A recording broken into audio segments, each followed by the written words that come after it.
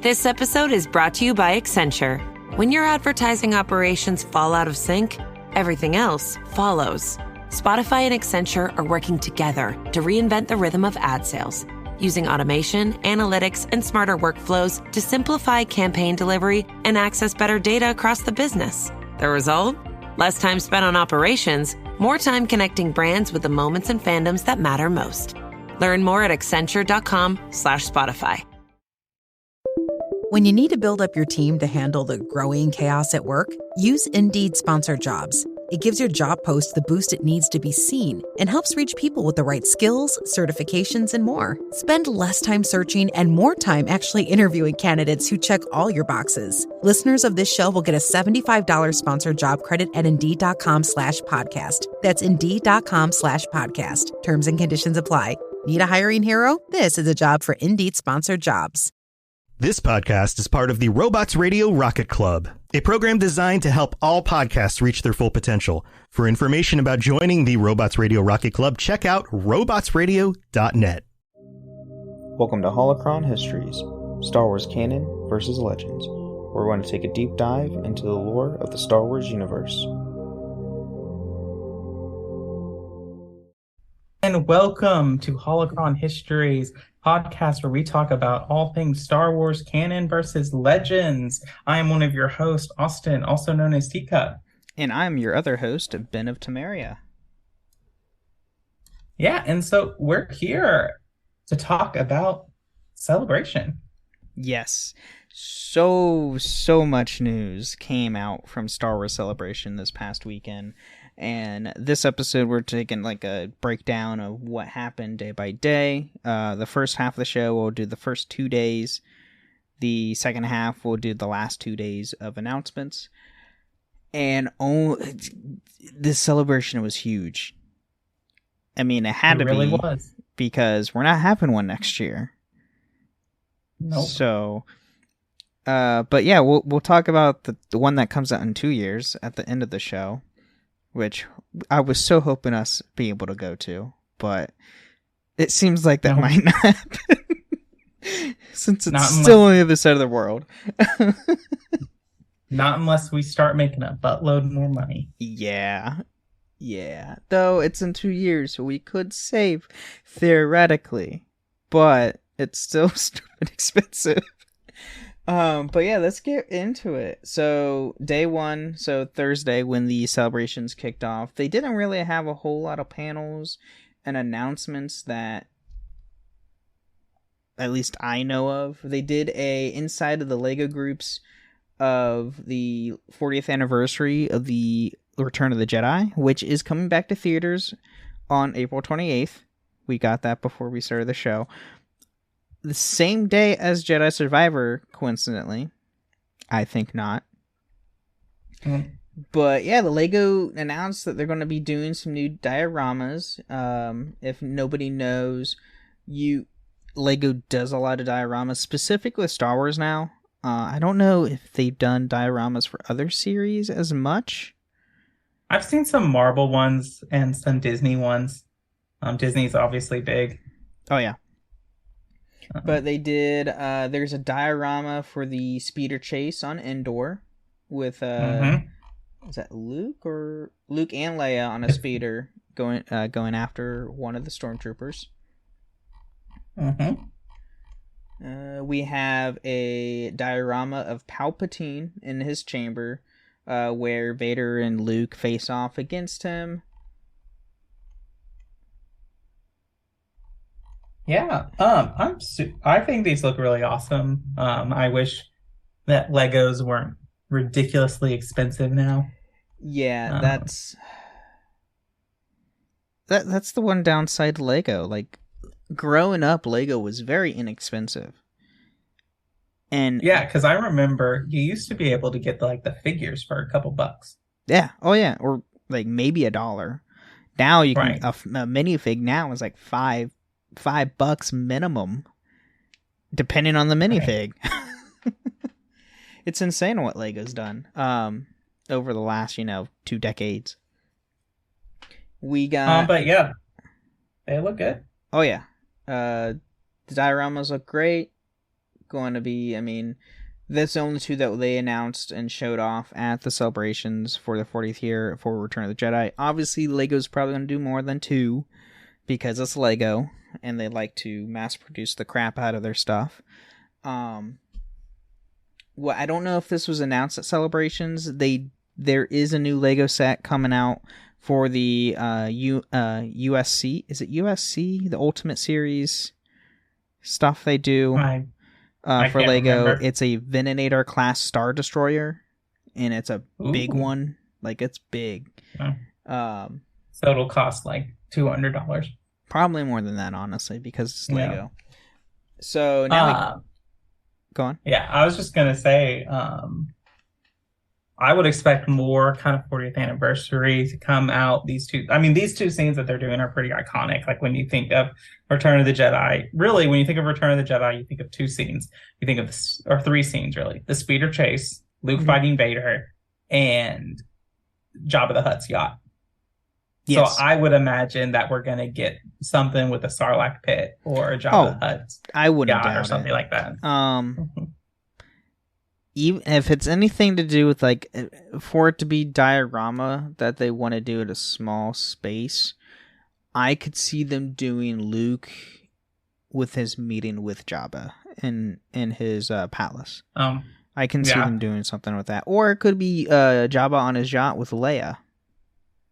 Or you could do, I don't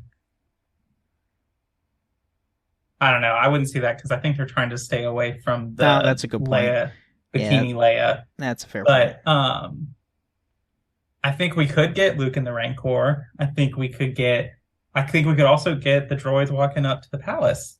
Ooh, that would be a nice one. Have the gate part of the diorama and then R2 and C-3PO just walking up to it. Yeah, I can see that. Yeah. Not have to deal with like a giant figure like Jabba or a Rancor figure, because those figures are not cheap in Lego form. Yeah. No. So, that's really all the big news that we got on the first day. So the second day, on Friday, this is where a lot of the really big juicy stuff was announced. There was a lot. So first off, they announced and showed off the new Ahsoka trailer. So we'll get really into it in the second half for this, because they announced more stuff with that show specifically in the second half on the third day. But I will just say the Ahsoka trailer, if you have not watched it, pause this episode, go watch it, and come back, because oh my god, it's everything that I'm super excited for Star Wars. And we'll talk about more in the second half, but 2 of the characters look kind of ironically familiar from a different franchise in Star Wars, in my opinion. Are you talking about the other Force wielders that we have in the trailer? Force, yeah. They look very similar to different characters that we've seen in the Star Wars medium. And I'm like, was that really? But well, it'll be very interesting. It's, we're a podcast about canon versus legends, which I think is a good segue. We can kind of talk about Legends kind of making a comeback here, especially with the second big announcement that they made on day 2. So we get 3 new films officially confirmed and announced. 1 is almost done, apparently. So the 3 we announced was Dave Filoni is finally getting his film. That man deserves a Star Wars film so much for what he has contributed to the universe. But he is doing a film that will connect everything on the Disney Plus side of things. So Ahsoka, Mandalorian, Book of Boba. So I know it's going to specifically have those 3 shows. I don't know if it'll have anything to do with Andor. I doubt it, because Andor specifically ties into Rogue One. But those 3 shows, since they take place after Return of the Jedi, he's going to do a film that will tie everything up with those shows and on. And bridge them into the sequels. And bridge them right into the sequel trilogy where it makes sense and where everything's at. And when we started seeing this stuff with Mandalorian, the Coruscant episode, specifically with the New Republic, we kind of already we see, even like, 5 years into the New Republic being a thing, it's not working whatsoever, and it still had another 25 years before it falls. Mm-hmm. So we already see a prelude to all this already in the shows. We got another film, which was announced. I cannot remember. Let me see. Let me pull it up. Oh, the names are right on the freaking title here. So yeah, it's Dawn of the Jedi. Dawn of the Jedi. Yeah, James Mangold, who's done Logan, and the new Indiana Jones Dial of Destiny, which is coming out, the new 5th film for that. Dawn of the Jedi, which is also announced at Celebration, but yes, it's not really Star Wars. So. Yeah, that's true. It's Lucasfilm, so it's halfway there. Yeah. But yeah, they announced the Star Wars Dawn of the Jedi, so it's going to take place 25,000 years before the Republic has formed. Well, the episode 1. Right. And they showed off a picture of the timeline. This is what really got me excited, because they fully confirmed the Old Republic is in the timeline of canon. Well, we knew that. Well, really. True, but this is their first official confirmation exists. I think that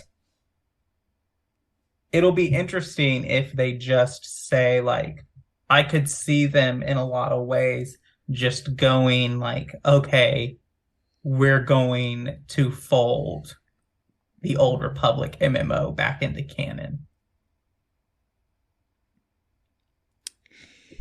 And we mainly because the game is still quote unquote. Oh, it's still successful, and it still makes revenue every year. Disney / Lucasfilm still gets profit from it, even though it's owned by the game itself is technically BioWare. It's gone on for 10 years, and there's no it's not slowing down. It's actually player base for Old Republic's actually ramping up. Not surprisingly, because Star Wars is Star Wars, but over the last 10 years, it keeps going up every year. So it makes sense for them to finally, eventually it's like, hey, we're going to fold everything back as it should have been. Right. Well, even so Dawn of the Jedi, the only thing we really got with the known for the film is the name. And then it is going to deal with the first quote unquote Jedi. So back onto our way back in year 1 when we started the podcast, when we talked about the Jedi, as in JED apostrophe AII, I think that's how you say it. It's about it, right? Jedi or whatever. I have a strong feeling it's going to go with that. We'll see that story of how the Jedi became Jedi as we know them, and the other portion of the Dark Jedi becoming the Sith, possibly. Right. Which might be an interesting kind of prelude into this of, they're going to bring the MMO into canon, keep with this Dawn of the Jedi. I think this is just a complete theory for me based on this. I think depending on how the reception of the Dawn of the Jedi movie goes and how the KOTOR remake, if it ever happens. If the KOTOR remake ever happens, its reception, I think we might be getting something with the Bane trilogy. Oh, I can see that. Either them canonizing the story or us getting a film or TV series. Or they might go into as far as canonizing it book-wise first, and then go back and do a show or movie or something. Because that's what, and that's the easiest thing that Disney's done since taking over Star Wars. And we've seen this with the High Republic, with the novels, them going back into a High Republic era and canonizing all this stuff in the High Republic as in novels.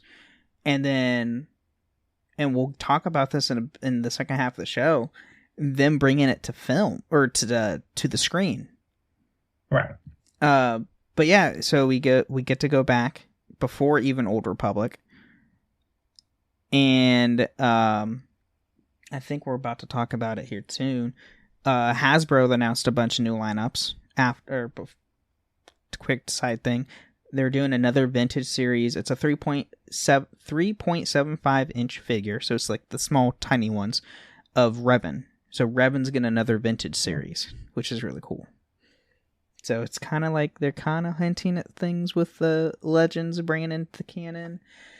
And the third film, which honestly was the most shock to me, that when they announced this, I was not expecting this, is a movie set 15 years after Rise of Skywalker with Rey. So Daisy Ridley is coming back to play Rey 15 years after Rise of Skywalker, and on her journey of bringing back the Jedi Order. Yes. I mean, the name of that. Go on. The name of that film is another indication of like, and when we talk about Ahsoka show, when we talk about the Ahsoka show, we'll talk more about this, and especially one line Ahsoka says about Thrawn gets to this point of like Legends returning into canon. But Rey's film is called New Jedi Order. Which is specifically from Legends. Which is a Legends novel line. And it's a really good one. I did... Go on, sorry. So I'm just kind of curious at this point of... I want to talk a lot about the Rey novel, or the Rey movie, because, one, I think this is Disney's chance to really show that they can... I don't want to say atone for the sequel trilogy. They can reconcile it with all the hardcore fans. Right. And I think that this is a chance for Rey to be a character in and of itself. Because I think this was the mistake is, Force Awakens comes out and everyone's theorizing, like, who is this girl? Like, is she related to someone? Who is she? Like, what's happening? And then we get The Last Jedi, when we get Rey Nobody, and then Rise of Skywalker comes back and they're like, ha, gotcha. She's actually a Palpatine / a Skywalker now, which I'm fine with her taking that name. I want her to be her own character, not in relation to Ben Solo, not in relation to Luke Skywalker, not in relation to Sheev Palpatine. Like, right. This is a very good segue for Disney to really look, and they know they had mixed reception with the sequel trilogy. I mean, we voiced our opinions. We have mixed receptions of the sequel trilogy. This is a really good time for them to Atonement is kind of like a long past, but this is a really good way to really show what these characters were meant to be in those films and what they can be. I don't know if John Boyega would come back for Star Wars, but I would love to finally see Finn as a Force wielder, as he should have been in this film. Right, 100%. And I just think that I want this show to be about Rey and her journey, and because even for the protagonist main character, Rey doesn't really take a lot of like active roles. I mean, her only things of actively destroying or actively like choosing things is when she defies Luke and goes after Ben onto not the finalizer, but the whatever his giant super Star Destroyer is. Yeah, Snoke Super Star Destroyer, when she does that, and then her decision to kind of destroy like try to strand herself on Octu and then go back and face Palpatine. Like those are her decisions, and she doesn't take a big active role in the like actual plot of the sequel trilogy. She's more of a passive character in which like things are done to her and she reacts to them rather than like being the cause or movement of the plot. And I just want this movie to be about that. I think that Rey was introduced as a very fascinating character and a lot of potential, and I just want to see that potential realized. Oh, without a doubt. I mean, the sequel trilogy dealt with more with the original cast than it dealt with any with the new cast. The new cast was almost a supporting cast to the original with the sequel trilogy, and that's what it with Rey getting her own film, it, you know, with the original cast not being there anymore, with her taking up the roles of things. Now we might still see Luke because he's a Force ghost and all that fun stuff. So that's always a possibility. Or even Ben Kenobi. We could see Obi-Wan as a Force ghost for all we know. Who knows? But this is a good time for Disney and to show that they can do a successful film with Star Wars after the sequel trilogy. And with, I know Dave Filoni's like an executive position in Lucasfilm, which really helps. He oversees majority of everything, which is nice.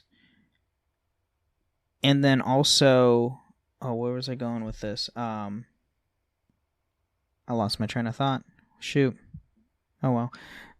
But yeah, I mean, they can do a lot with this. I know, this is what I was going to say. I knew a lot of people, I saw reactions to this online.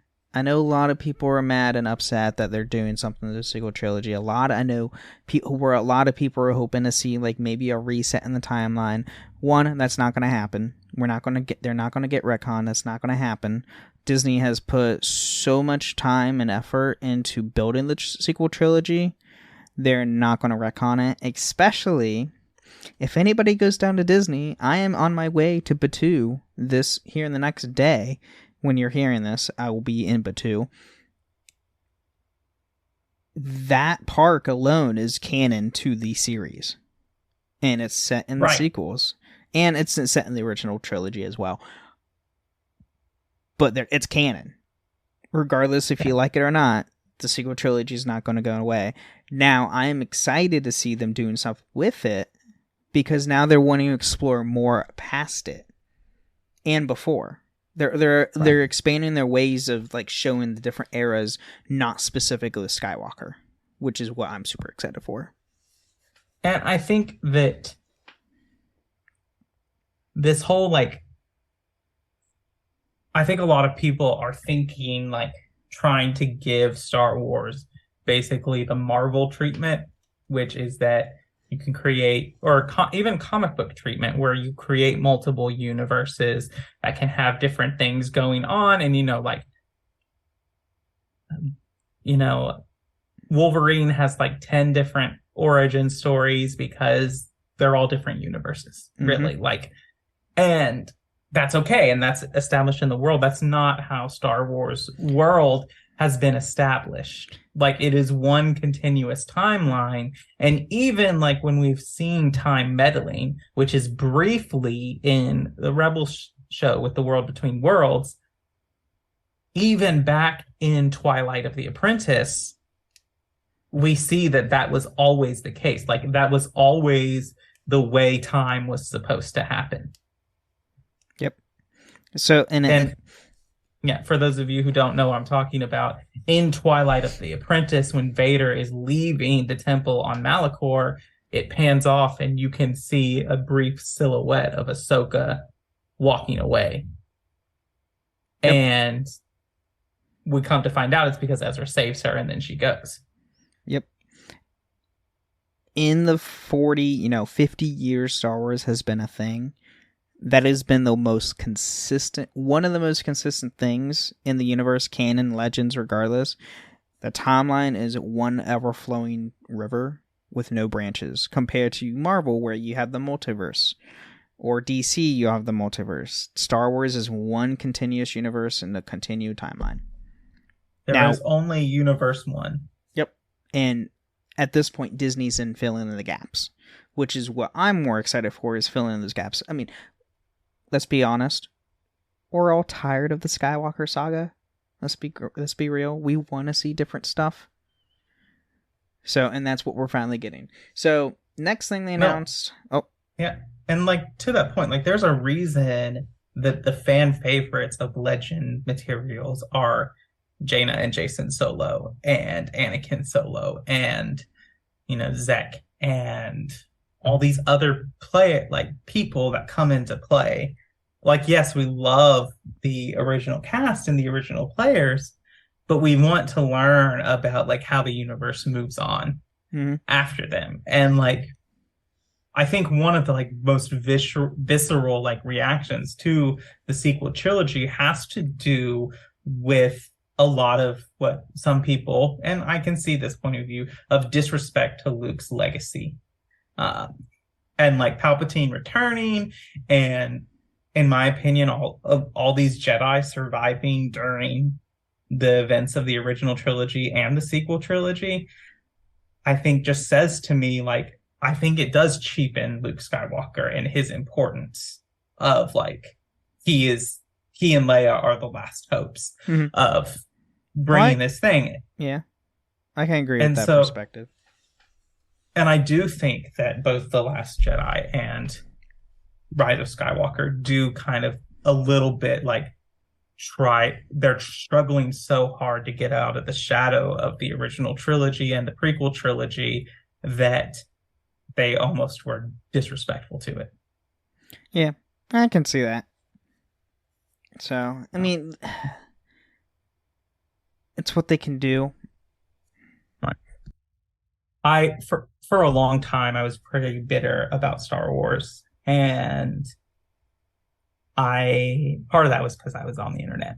But fair. I'm trying to be more positive because I love Star Wars. I don't want to be bitter about Star Wars. I want to be as excited as I was when they announced The Force Awakens and that first trailer drops with the breathing, and then we pop up and we see Finn in the Stormtrooper armor, and we're all theorizing, and we're all like, what's going on? I want that excitement again. And I'm trying, like, this movie about Rey is a way of, like, okay, I want to see where Disney wants to go, and I want Disney to pick a direction and go with it.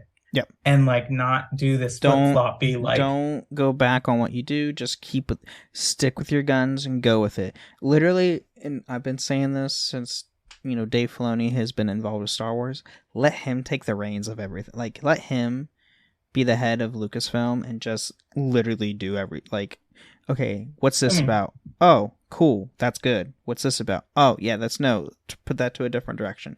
Like, let that man work in Star Wars. I mean, I do agree. I do agree with that to an extent, but this is also the man who brought us the Martell sisters. So, okay, one thing out of a bunch of other good things. Here's the thing, Dave, listen to me. I get it. Order 66 was sad. Please stop reminding me. Yeah, that is one thing that we need to move on from. Is we know Order 66 happened. Stop showing it. It's like the Uncle Ben scene in every Spider-Man film until Marvel did their own Spider-Man film finally. Right. But yeah, let's move on though. So the last part of day 2 was they did talk about all the upcoming shows. So they did talk about a little bit of Andor Season 2. They didn't really, it was more behind the doors scenes with that. We got a little bit of what happened in there. It was basically a couple of scenes they showed off to the public with Mon Mothma, with Andor. I mean, we kind of know where it's going to go because it leads directly into Rogue One. We did get an announcement for the Acolyte show, which is I'm excited for. So we have a Wookiee Jedi Master named Kanaka. So yeah, we have Kanaka, who is a Wookiee Jedi Master, and he is let's see, will be played by Jonas Sotuto, Chewbacca, and the Scourge in in Willow. So the guy who plays Chewbacca currently, not the old actor who was Chewbacca, but the current actor who played him in Solo and so forth after that, is playing this new Wookiee Jedi. But he's a Jedi Master, which is keyword there. So, and then we get the origins of the Acolyte. So this is interesting because we are finally getting a story of how Palpatine infiltrated and became a Sith. That's the Acolyte? That's the plot of the Acolyte? It is the tail end. It's from this perspective of the villains at the tail end of the High Republic, in the prime of the Jedi, and a time of peace. As far as I know, they announced. I could be wrong. Don't quote me on this. They announced, I believe, it had to do something with Palpatine. I don't know if it's about Palpatine as a whole, but Palpatine has some sort of thing with this because it's towards the end of the High Republic. Well, here's what I will have to say. Like, one, and I think they did say something about the potential of, I know Visions season 2 has been rumored for a long time. That was I don't confirmed. think they spoke. It was confirmed. It was confirmed. So I will say Visions is one of my favorite pieces of Star Wars media that has been released by Disney, even though it's non-canon. It is phenomenally done. And if you are an anime fan of all branches, like it is awesome.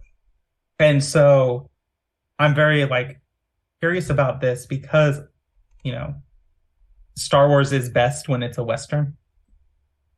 Oh, yeah. Western or a samurai movie, which are in a lot of ways two heads of the same literary coin. Yeah, you're not and wrong. So they're saying they're taking a lot of inspiration from the films that inspired George Lucas to do this, like samurai films and the Westerns and all this. And obviously he takes a lot of inspiration from Dune and from Flash Gordon and from a lot of big fantasy stories. And I think that's a good thing. I'm excited I've always said this about Star Wars, and I think it's something that people misinterpret. Star Wars at its core, when George Lucas wanted to release it, was a story about good versus evil and how good will win in the end. Mm-hmm. And while characters can be morally gray, characters can be both good and bad, morality itself is not. There is a clear defined good and there is a clear defined bad. And I think that Star Wars needs to get back to that a little bit. Yeah. And I think they are trying a little bit, especially with this, of course, on episode of Mando and how Andor is kind of setting up the rebellion and all kinds of things. Yeah, they're getting in the darker tones, but it's still, we see the light at the end of the tunnel. Right. And even with Kane, I believe is the Imperial Republic, whatever she is. Mm-hmm. Even her, we see that, okay, yeah, you're wearing a good face, but you're really bad. Right. Exactly. And they did announce Acolyte will be coming out next year, 2024. They talked about different voices built in the Star Wars today with Mandalorian and whatnot. They had an insight on Ahmed's Best's return as Kelren Beck, which is, if you haven't seen one of the most recent episodes of Mando, is the Jedi who rescued Grogu from the temple. They did talk about a little bit of Skeleton Crew, which I did not really see much on it. So it stars kids, but it's not just for kids, apparently. So it is... Yeah, they didn't really talk about too much on it. It's just they showed a little bit of the cast. They did a poster reveal of Ahsoka, which we'll talk about here in the next second half of the show. Their new movies, daily really returns. Yep. So that's all we got on the second day. Right. Other than that, on the second day, there was Indiana Jones news and this is a Star Wars show, so we're not going to touch on that. No, yes. There are probably Indiana Jones shows out there. You can find one. I would hope. Yeah. All right, so this is time for our mid-break.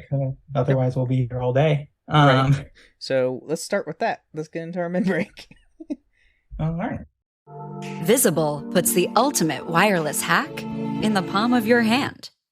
With unlimited 5G wireless data and hotspot designed to keep you connected, powered by Verizon's 5G network. And no contract holding you back. Plans start at $25 a month, or get the premium Visible Plus Pro plan and save $10 on your first month when you use promo code HACK.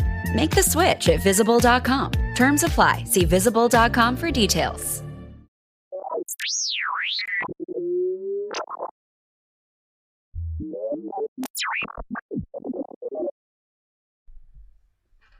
Well, welcome to the middle of the show where we talk about all things that have to do with the podcast, but not Legends versus Canon and Star Wars. And it's here where we thank our patrons. Thank you to all of our patrons who support us. And if you would like to join us on Patreon, you can do that at Holocron Histories or patreon.com/Holocron Histories. And you can sign up at various tiers to get free episodes, to coming up on the show with us. You can sign up there and you can do that. And it's a great way to support us. Another great way is to leave us ratings and reviews on Spotify or Apple. If you leave us some kind words, we'll read them out on a future episode of the show. Other than that, you can join us on Discord. You can hang out with us on the Cups Podcasting and More, or the Robots Radio Discord. I am Teacup on both of those servers. Ben is Ben of Something on those servers. And so this is true. I'm Ben of Temeria on the Robots and Ben of Kenobi on the Cups. Right. And if you want to check us out on our other shows, this is the only show we do together, but we are hosts of other shows. I co-host the Assassin's Creed Lorecast and the Dragon Age Lorecast and the Inheritance Page by Page podcast. And Ben is a co-host of the Wizarding World Lorecast, which airs tomorrow. Yes, it would normally air tomorrow. Oh, yes. But I will be in Florida at the time, so this week we are skipping this week's episode due to the fact I will be not home to record. So I'll be Say hi to Tom for me. I would love to say hi to Tom in Florida, but he's flying out to Vegas tomorrow too. Oh yeah, that's right. Because he's going to ESO Con or whatever. He's going to Elder Scrolls Vegas, so he will be there with a bunch of other people from our community. So if you are in Vegas and listening to the show, this upcoming weekend is ESO Live at Vegas. Tom, who's the main host of our network, and various other hosts and members of our community will be there as well. It's gonna be a bunch of fun time over there. I wish I'd been able to go, but I'm going to Batu for my week. So, right, I will be going to Vegas not this weekend, but in Memorial Day. Oh, which okay. Is not when Elder Scrolls right, New Vegas is happening. Fair enough. But is that all we have for this med break? I believe so. Cool. Let's get more into celebrations. This episode is brought to you by Perfect Bistro Cat Food. Hey guys, today I'm interviewing my cat about his Perfect Bistro food. Percy, you seem to be a big Perfect Bistro fan. Care to comment? Totally. What do you like about it? You love the high-quality ingredients? And the delicious flavors, of course. Yeah, that makes a ton of sense. Listen to Percy, guys. Visit perfectbistro.com to try it for your cat. All right, now we're back. And Saturday, the third day, was another big giant reveal of massive news. So this is where we're going to talk about Ahsoka. It looks epic. It looks awesome. We see her. She has longer oh god. Leku. Thank you. Yeah, the longer Leku, which is accurate to her character, which they kind of shortened up for Mandalorian due to, it was all practical effects. They didn't do CG for her. They still aren't doing CG for her. which is fantastic. We see some lightsaber fighting with her. We see her, stick her two sabers in the ground, use the Force to do a pinwheel effect to drop down further, which is great because we see that in Clone Wars. Mm-hmm. We see Sabine in live action. It was behind closed doors. They didn't show it in the trailer, but we see Sabine in the behind closed door footage of her picking up Ezra's green lightsaber and using it. Mm-hmm. And then we see these two mystery characters who are not Sith, mind you. And their lightsaber colors are correct that you see. So in the trailer, you see these two mysterious Force wielders with lightsabers. Their blade color is not red. It is orange. And that is correct. They are orange sabers. The showrunner confirmed. Dave Filoni confirmed they are meant to be orange. And there's a lot of speculation they could be synthetic kyber crystals. So there's that. Oh. And these two characters. So one of the scenes we see one of the characters in, who he is. So the actor who I cannot remember the character's name off the bat. Let me see if I can find his name real quick.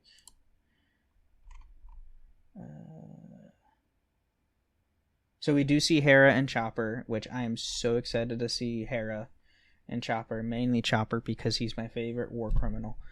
I don't know, did they say their names?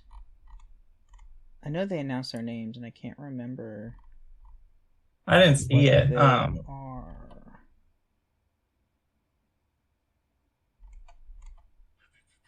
Let me see here. Well, we have two mystery characters who are Sith, like Force wielders, but not Sith, with orange lightsabers. The main guy, he is going to be. He's voiced by the actor who plays him he's the voice of Gar Saxon in the Clone Wars. But in his Ahsoka appearance, he's not Gar Saxon, he's a Force wielder. We see the first scene we see him in is we definitely can tell in the background it's a world between worlds, or it's something similar. He looks almost identical to Valkorion from the Old Republic. And it scares me. It scares me. And I was like, oh. But it's not Valkorion. We do know that. We did get a name, and I can't find his name for some reason. And we did get a female actress who's going to play with him. And she actually looks very similar to Lena Blanco, also from Old Republic. And I was like, these characters look a bit interesting. Right. I don't want to toot your own horn, but everyone was like, Kylo Ren looks like Revan. Right. They're taking inspiration. They're definitely taking inspirations from Legends into the canon of things. With the show, they also confirmed we see Thrawn. Thrawn's definitely going to be in the show. And I am so excited because is this the second time this has happened? I think. Where a Star Wars voice actor has played his own role in a Star Wars live action. Katie. Yeah, Bo-Katan. Yeah. Bo-Katan is one. Bo-Katan's one, and Thrawn is playing none other by his voice actor version. Lars Mikkelsen is playing his own. Not only voiced him in Rebels, but is playing him in live action as Thrawn. Right. That's so exciting. Again, I want you to notice the age of this. In the trailer, Ahsoka says, "I'm looking for Thrawn. He's a threat. He's emerging as the heir to the Empire," is the exact wording she uses, which is the name of the first Thrawn book. And I have a feeling, because so they say he's the heir to the Empire. The Empire is a threat in the trailer. So I have a feeling that we're going to see some way or another these remnants of the Empire, which was a thing in Legends, where the remnants of the Empire after the fact became the new Empire in Legends, where we're going to see these remnants become the First Order. I have a very strong feeling Thrawn's going to have a major part in that, some sort of organizing all this together. Right. And like Thrawn was a great point because like he came in early into the Legends EU material that was post Return of the Jedi. And like he gives the Rebel Alliance and like Luke a big run for their money. Mm-hmm. Like, and it shows that, you know, you don't need to be a Force user to give Jedi trouble. And I am excited for that because I'm excited to kind of see Thrawn's character and to see Hera. And like I said this to my wife Shelby, we were talking about this. I was like, oh, so this is actually just Rebels season 5. They're just calling it Ahsoka. Yep, pretty much. It's literally the 5th season of Rebels, just in live action format. Because we have the entire Rebel crew. Ezra has also been cast. We do see a glimpse of him in a hologram form in the show. And if Thrawn's back in like person, that we do see that in the trailer. Guarantee you we're going to have Ezra and the person in the flesh with the rest of the crew. So it's going to be super exciting to see that. They did announce it is coming out this August, which is another very exciting thing. So we do not have any long wait. We have only like, 5 months? If that, not even 5 months. 4 months? Yeah, we have a 4-month wait till the show drops. So, yes. Yeah, it's super exciting. Another thing they announced is they did talk more. They did a High Republic panel after they did the Ahsoka one. And I did not realize this until I was reading this a couple days ago.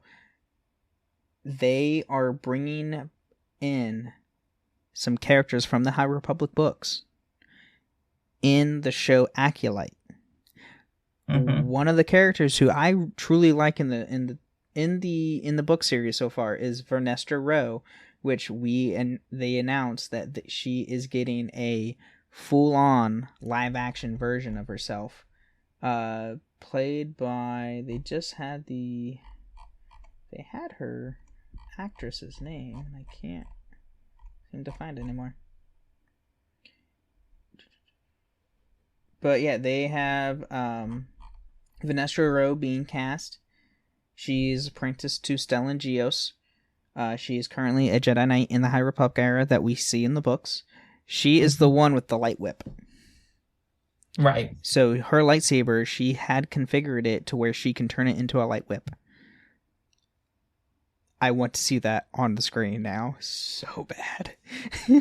Right. So bad. I'm excited about that. The rest of the stuff was mainly just like toys and like Tales of the Jedi Season 2 coming and a lot Visions Season 2 coming. Season 2, and then they did announce new High Republic, the Phase 3. They announced the final phase of the High Republic and the comics for it as well. So, but and so a new manga. Yeah.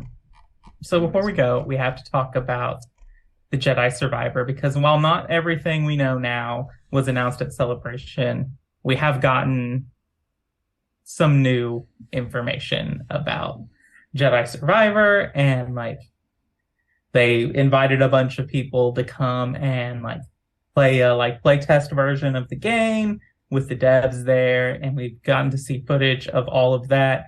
We've gotten some kind of confirmation on the Mystery character and kind of the plot going on with. We did. Survive. Yeah, I didn't see any of that. I saw some of the gameplay, but I didn't read up. Lots of people talking. Stuff. But the highlights I want to go to is we got to see like one, the movement and combat style you see in this gameplay looks so so crisp. That's true. It's so, I mean, so it's from what what I've watched on gameplay, it looks like Fallen Order, but it's so much refined and a lot more in depth to it, to what they weren't able to do in the first game. Right. We did get confirmation that there will be a ton, like, we got to see some of the plethora of cosmetic options. So much cosmetics. Right. You can change his outfit. We have not seen a poncho yet. But I'm sure there will be a poncho. I don't think they're going to let the game go without having at least one poncho. And you see we see the lightsaber customization, and we can see that I was really interested in so the way the you're talking about the saber, his two hilts? Yeah. Yeah. His two hilts. It had a weird play shift mechanism, and it weirdly the little one always felt like it would be awkward to handle. But now we see that it is part of the hilt goes in. What I want to know is, because he technically has a split kyber crystal in there, I want to know if eventually maybe we'll be able to get different colors on each side. Ooh. That is a good question. I didn't see it in the gameplay trailer, but that would be really cool. And maybe if they give it as an update. Because they only showed... I've only seen a glimpse of the customization for the lightsaber stuff. It is a lot more in depth.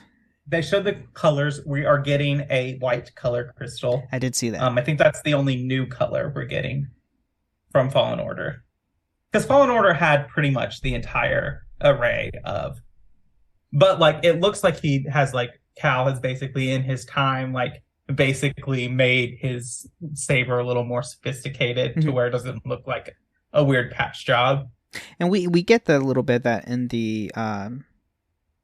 the book they did, Battle Scars, where he talks about how he likes to customize his saber more and more as time goes on. And then we get a lot of... we know the story is mainly focused on looking for this new thing that it's basically kind of, because it's at the same time as Obi-Wan. And so it's 10 years before A New Hope. Yes. And I think what we're getting, this is going to kind of explain where Cal is in the original trilogy. Which I think will be an interesting thing. And then we got to see some B1s and B2s. We got to see B1s being ridiculous and hilarious in some of the gameplay. God, I love that character. They got the original voice actor to come back, do the dialogue for the B1s again. Oh, yes. It's hysterical. It's great. It's my favorite part of prequel Star Wars is the B1s and the things they say, and it makes me laugh every time. But so we saw some of that. We got to see footage of a Rancor fight, which everyone has told me as no one, according to one YouTuber I saw, he said the dev said no one was able to beat the fight on Grandmaster difficulty. Oh God. And I do know this. All the footage and all the gameplay we see is on the first planet. They didn't do anything past the first planet. So yeah, so we just get the first planet story. I think it's still, we also heard from what I've read, it's still going to be kind of a linear game when it comes to story. Yeah, it's going to be semi-open, right. Open world-ish, because there will be side quests. Okay. The first planet we're on, we do build a town. We do build a community, right? Which is really cool. I'm actually really excited for that portion because because they showed a side quest of you made a cantina in this town for the community, and you went out and found a DJ who is a droid, just like how we have DJ Rex at Oga's Cantina. Right. And so we kind of see that, and so there will be a little bit of open. I think I think this game is actually going to feel like KOTOR with Dark Souls style combat. Mm-hmm. I think it's going to be like there is this linear story and there's a story around the planet, but then there's all these side quests and you can go back to planets for side quests. And personally, I wouldn't take it out of. I wouldn't think that Respawn, the developers of the game, literally went back and looked at KOTOR, how they did their game, and like, okay, let's do like kind of the similar storytelling stuff they did, but have our own game elements. Like, I can feel like they probably did something like, oh, okay, let's do this kind of a mix.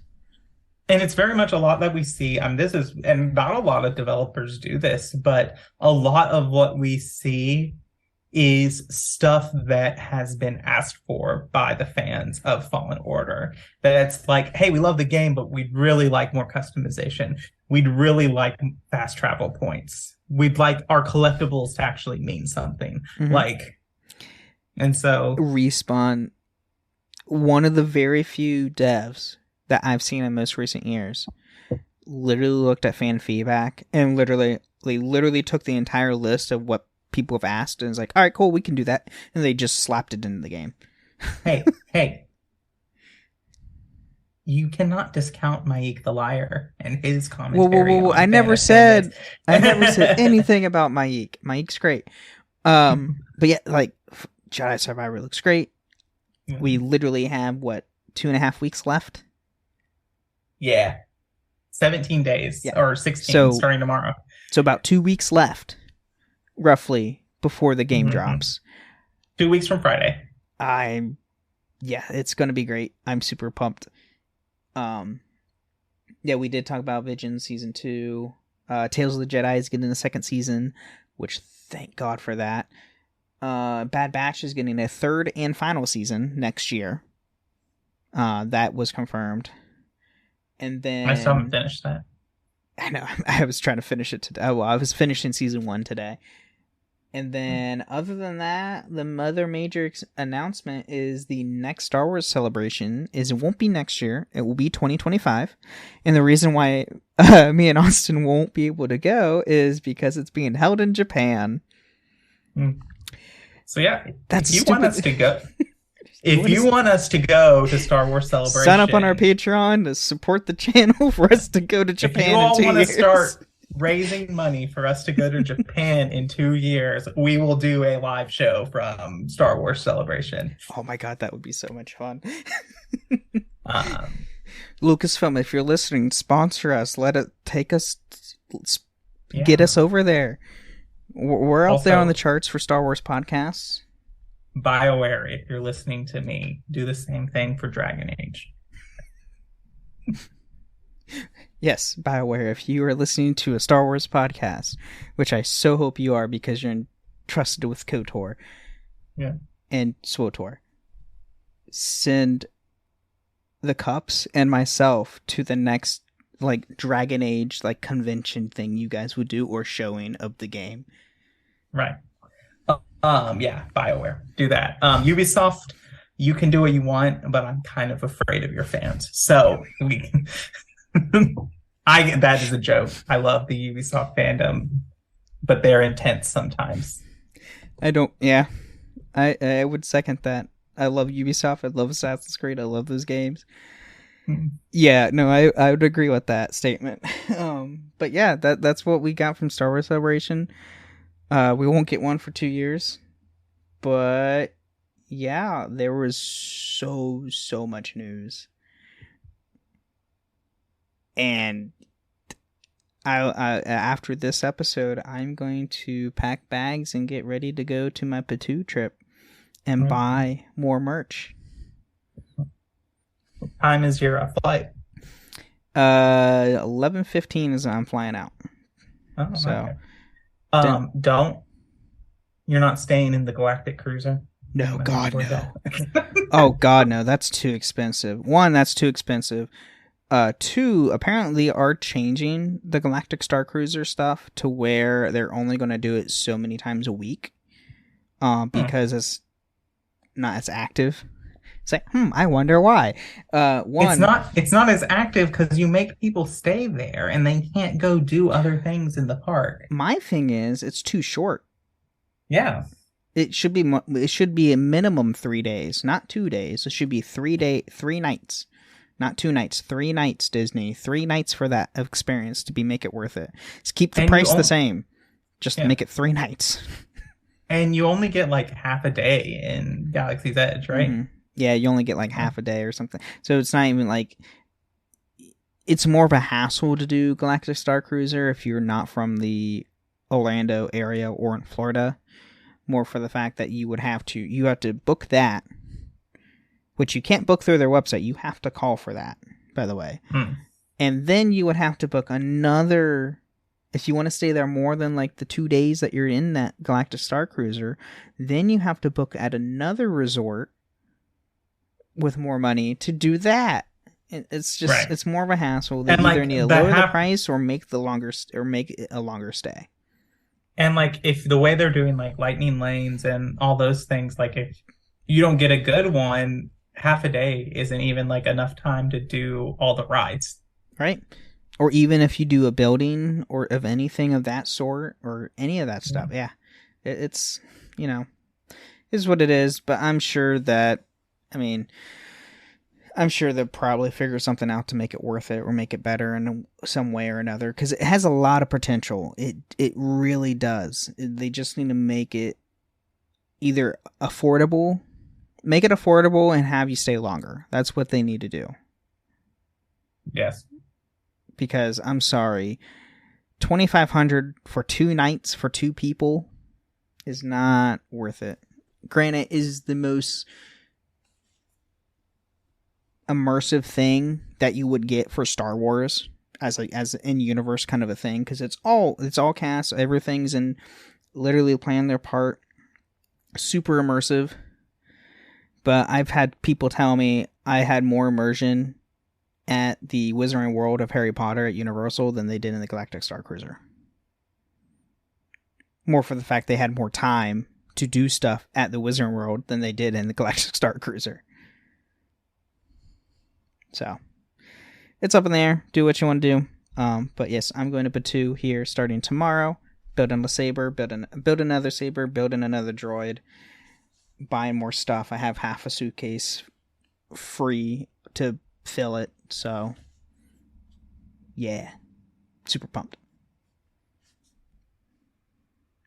But I think that's it for this week. And I guess we'll talk to everyone next week when I'm back, and we are getting back into our species like minisodes, specifically with Wookiees, because that's everybody's favorite species. Let's be honest. It is Wookiees. I'm excited. All right. Thanks for listening, everyone. And remember, may the Force be with you. All right. Thank you for listening to Holocron Histories, Star Wars Canon versus Legends. You can find us on the Robots Radio Discord at robotsradio.net. You can also follow us on Twitter at SWHoloHistories and contact us at holocronhistories@gmail.com.